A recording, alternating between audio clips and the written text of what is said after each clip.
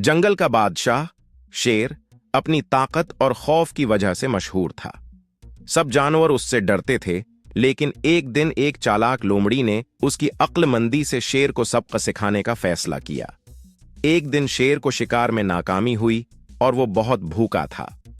इसी दौरान उसने एक लोमड़ी को देखा और सोचा कि आज का शिकार यही लोमड़ी होगी। शेर ने लोमड़ी के करीब जाकर धाड़ते हुए कहा, आज तुम मेरा शिकार होगी।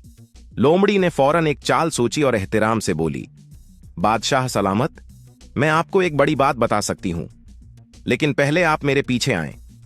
शेर को तजस्सुस हुआ और वो लोमड़ी के पीछे चल पड़ा। लोमड़ी उसे एक गहरी खाई के किनारे ले गई और कहा, देखो, वहां नीचे एक और शेर है जो आपकी जगह लेना चाहता है। शेर ने नीचे झांका और पानी में अपना अक्स देखा। गुस्से में आकर उसने छलांग लगाई, लेकिन वो गहरी खाई में जा गिरा। लोमड़ी हंसकर बोली, अक्ल हमेशा ताकत से जीतती है। लोमड़ी चालाकी से शेर को धोखा देकर खुद को बचाने में कामयाब हो गई और जंगल में दोबारा सुकून आ गया। इस कहानी से हमें दो अहम सबक मिलते हैं। अक्ल ताकत से ज्यादा कीमती है। इस कहानी में लोमड़ी ने अपनी अक्ल और हिकमत का इस्तेमाल करते हुए शेर जैसे ताकतूर जानवर को शिकस्त दी।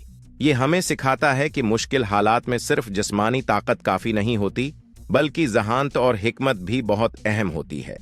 गुस्सा और जल्दबाजी नुकसानदेह होती है।